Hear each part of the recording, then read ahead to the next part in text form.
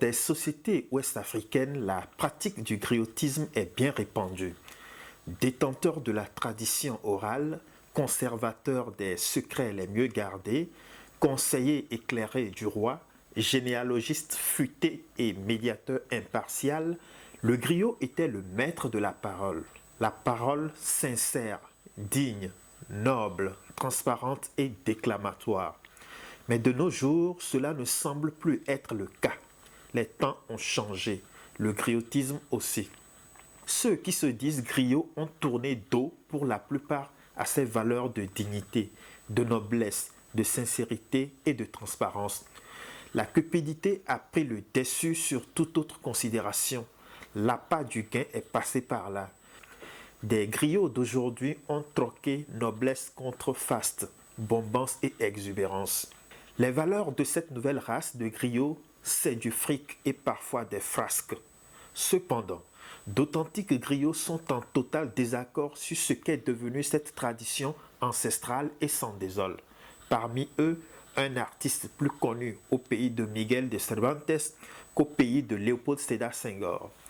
Artiste et choriste hispano-sénégalais, Sirifo Kouyaté est descendant de griots depuis des générations. De passage à Dakar, il nous livre son analyse sur ce travestissement de la mission première du griot dans un entretien exclusif avec Africa Globe TV. Bonjour Sirifo et merci d'avoir accepté l'invitation d'Africa Globe TV. Alors avant de commencer, vous êtes artiste, joueur de kora, mais est-ce qu'on peut savoir un peu plus qui est Sirifo Kouyaté? Bonjour M. Fred, ça fait un grand plaisir d'être avec vous et partager aussi avec le public cet entretien super intéressant, je crois que ça va être quoi. Je l'espère. Ouais, donc Sirifo, c'est un griot d'abord avant d'être artiste, un fils de griot et griot bon, qui a appris aussi d'être artiste avec son instrument, la kora et la musique originale, je ne dirais pas traditionnelle, sinon originale de l'Afrique en Espagne. À peu près c'est ça Sirifo. Oui, alors Sirifo, donc griot, fils de griot, ouais. Donc griot de père en fils et puis artiste. On va parler d'abord du griot. Dans la société, les sociétés africaines, sénégalaises, quelle est la mission première d'un griot? Bon, la mission première d'un griot dans ces époques de griot, c'était vraiment d'unir, de faciliter, d'accompagner, être la voix des sans-voix, harmoniser, un conseil en quelque sorte de la société en général, un relais entre les différentes ethnies, tribus, entre les différents pays, les différents rois. Parce que les griots ont tout le temps été auprès des rois comme des conseillers, comme des administrateurs des situations, des conflits et les résolutions en proposant aussi. Voilà, c'était ça les griots. Mais est-ce que cette mission a changé? Parce que de ce que moi je vois, et peut-être de ce que certains pensent aussi, les griots, ce sont des personnes qui sont là, qui chantent des louanges, des grandes personnalités. Bon, c'est ce qu'on a transformé d'être griot pour nos intérêts ou pour les intérêts des griots. Moi je suis griot, mais je ne fais pas aussi le rôle de griot tel quel, comme on le pense en général. C'est-à-dire de chanter quelqu'un, de quémander quelqu'un. Je crois qu'être griot, pour moi, mes sentiments et mes valeurs, c'est noble. C'est un métier, c'est un travail. C'est défini griot parce que c'était juste pour des familles qui le faisaient. C'est pas pour autre chose, c'était juste, il y avait des spécialistes pour ça. Donc il fallait être griot pour maîtriser les paroles, pour maîtriser vraiment les situations, les émotions. On ne pouvait pas être griot comme ça vulgairement, non, c'était une nature, un don qui venait de famille en famille. Mais aujourd'hui, ouais, comme vous le dites, être griot, c'est chanter quelqu'un, avec tous mes excuses et mes respects à ceux qui le font. Je crois que c'est une manière vraiment de créer une mauvaise société. Voilà, si je vous chante pour vous convaincre, sans vous connaître, sans savoir, connaître vos ancêtres, qu'est-ce qu'ils ont fait? Si tes ancêtres n'ont rien fait, tu ne mérites pas qu'un griot te chante. C'est ce que moi, on m'a fait croire comme fils de griot. Si tu n'as rien fait, tu ne mérites pas qu'on te dise que tu as fait quelque chose. Rien fait, ça ne veut pas dire que si tu voles. Ça ne veut pas dire que si tu fais du mal à la société, je dois te chanter. C'est-à-dire, si tu fais du bien pour la majorité, tu mérites que les griots font savoir cela aux autres. Parce qu'il se peut que toi-même, tu ne peux pas dire qui tu es. Et cela doit être dit par un griot. Mais aujourd'hui, comme nous sommes dans un monde de fausses communications et de fausses communicateurs, donc les griots, à mon avis, nous ne sommes pas en train de faire notre rôle de griot comme il le faut. Oui. Moi inclus. Hein. Oui. Donc les griots ont déduit un peu de leur mission première. Ouais. Alors, le griot, à l'époque, c'était aussi le détenteur de la tradition orale, Ouais. le détenteur de secrets. Voilà. Est-ce que vous pouvez expliquer un peu plus cet aspect-là du griot d'alors? Oui, détenteur de secrets, détenteur de la tradition orale en général. Avant bien les écritures, tu étais oral. Voilà, donc c'est grâce à l'oral que les gens, les écrivains ont pu écrire sur quelque chose, sur les histoires, sur la vérité ou sur les expériences vécues. Donc le griot continue à le faire. Moi, ça, je continue à le faire à ma manière, pas aussi comme mes ancêtres ni comme mes parents. J'essaye de détenter vraiment la recherche, les valeurs africaines, les valeurs humaines entre deux pays ou entre deux continents, entre deux cultures, en principe différentes à la base. Et donc aujourd'hui, il n'est pas rare de voir des griots flirter avec des hommes politiques, voire même s'engager politiquement. Pour vous, ça ne sert pas la cause du griot? Pour moi, c'est là où nous avons vraiment laissé notre métier, ce que nous sommes. Si la politique en général, tous nous faisons la politique dans le vrai sens de la politique. Mais la politique politicienne, comme je crois ou je pense, je crois que nous avons laissé d'être griots.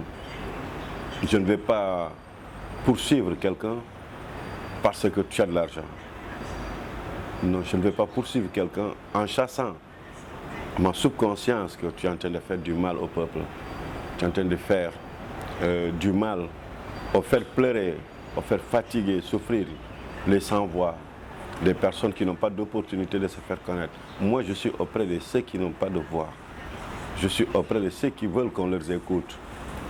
Quelles que soient leurs histoires, ils doivent avoir l'opportunité qu'on leur écoute, qu'on chasse ce qu'ils sont, sans pour autant, en échange, qu'ils me donnent. Celui qui veut écouter ma chora, comme griot moderne dans ce sens, mais tu vas me faire un contrat, tu vas me payer mon voyage, tu vas me loger, et je vais jouer. Essaye d'arriver avec mes cordes au fond de ton cœur, au cœur du public, sans pour autant de te permettre ou te donner l'opportunité de prendre le bien du peuple, de faire un faux marketing comme je le dis. Le griot on a laissé cela et je crois qu'on ne doit pas. Tout politicien termine ses époques. D'ailleurs, là, ce serait beaucoup plus artiste que griot. Ouais. Tel que tu as expliqué, quelqu'un t'invite, te paie le billet, là, tu seras beaucoup plus artiste que griot. Effectivement. Ce qui n'est pas un péché. Non, pas du tout. Je crois que c'est maître, c'est pour cela que j'ai dit, né griot, et j'ai appris à être artiste. Donc, avant, les griots ne demandaient pas d'autorisation pour venir vous chanter. Mon papa, quand ils allaient dans les maisons à Kolda, la région là où je suis né, au sud du Sénégal, quand il allait de maison en maison, pour les baptêmes, il ne demandait pas l'autorisation, il n'attendait pas qu'on l'appelle. Il est au courant qu'il y a telle chose, il est là. Même dans les décès, c'est le griot qui est le porte-parole. Quand les imams sont en train de lire le Coran, où ils disent, c'est le griot qui fait ça arriver en haute voix. Donc mon papa, je l'ai vu faire ce rôle-là. Moi, je ne le fais pas exactement. On paie le billet de vol parce que bon, j'ai essayé d'adapter l'art, l'artiste, l'innovation. J'ai étudié au conservatoire de la musique pour savoir les notes musicales et tout ça. En Espagne? Ici à Dakar. Ici à Dakar, j'ai appris de 87 à 92. J'étais au conservatoire de Dakar. Et là, après, bon, j'ai eu l'opportunité de voyager. Et là, bon, j'ai actualisé, ce qui veut dire, entre griot et artiste. Mais je maintiens que je suis plus griot qu'artiste. Même si on me paye, je négocie mon cachet bien avant. Parce que je crois que c'est l'actualité. C'est pour mettre encore un peu plus en valeur le rôle du griot. Parce que si aujourd'hui je me mettais à la porte de chez vous, j'ai la Cora, je vous assure que mes enfants ne vont pas manger. D'accord, j'espère qu'ils vont continuer à manger et que toi tu continueras à faire ton travail avec des valeurs qui sont les tiennes. Alors, s'il faut, tel que tu as expliqué, est-ce que si les griots jouaient bien leur rôle dans nos sociétés d'aujourd'hui, ils auraient pu être des conseillers de nos chefs d'État et ainsi nos pays seront mieux gouvernés. Je suis sûr de cela. J'en suis sûr de cela. Si nous, comme griots, nos parents, il se peut que certains ne sont pas là, certains sont plus âgés.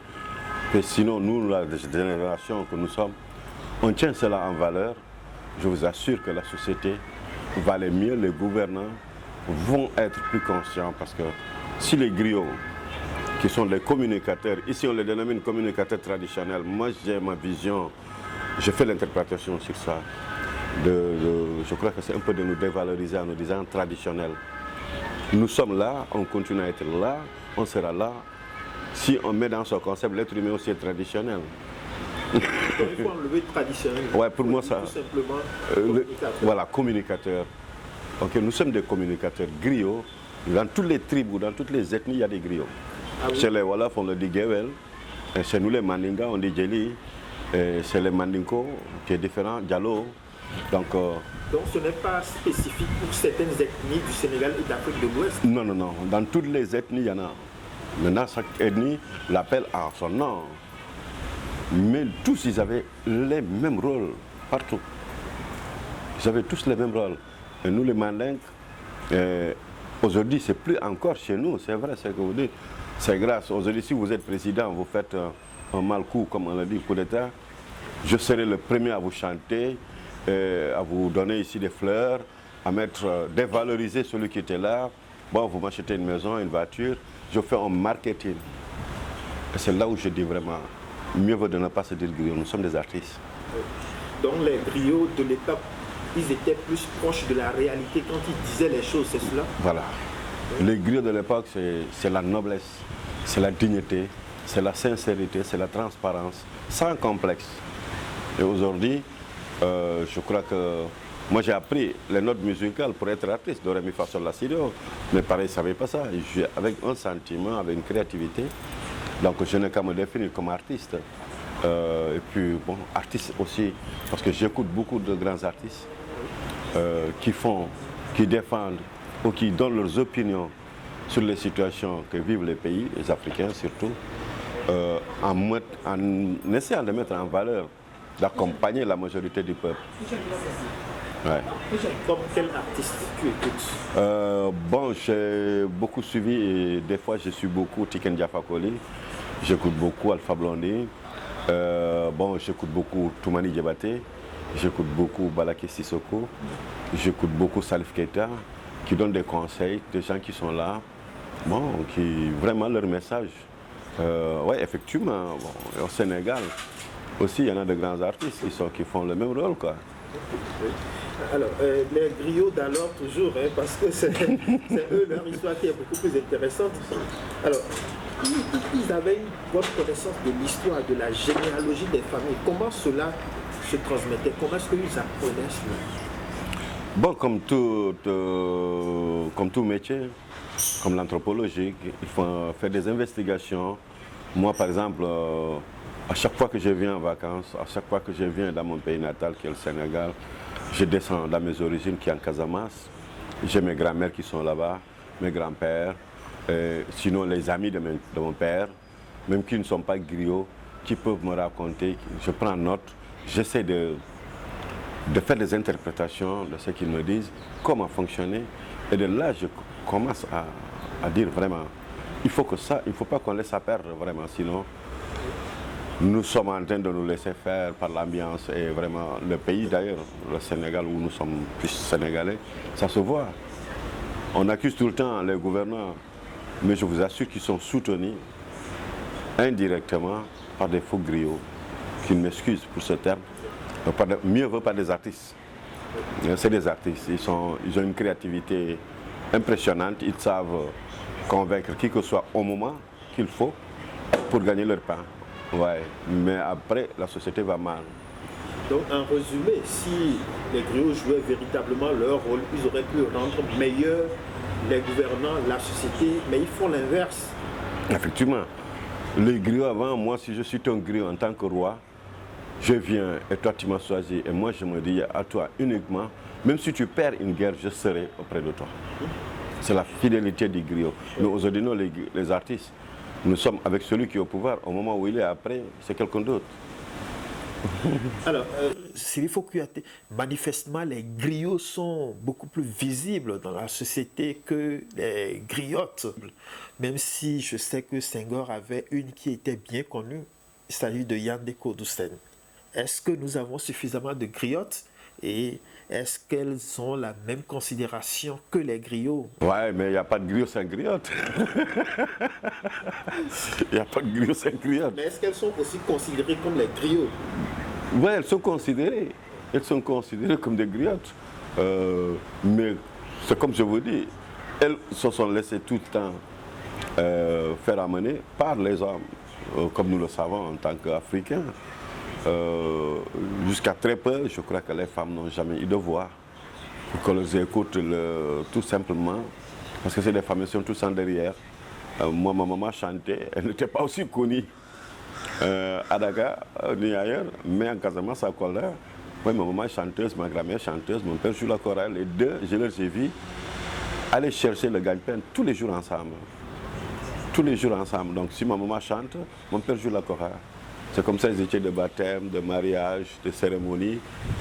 Et bon, comme d'habitude, dans les fêtes ou dans n'importe quelle activité culturelle ici en Afrique ou au Sénégal, les hommes sont à part, les femmes sont à part. Donc mon papa se chargeait d'être communiqué aux hommes et ma maman aux femmes.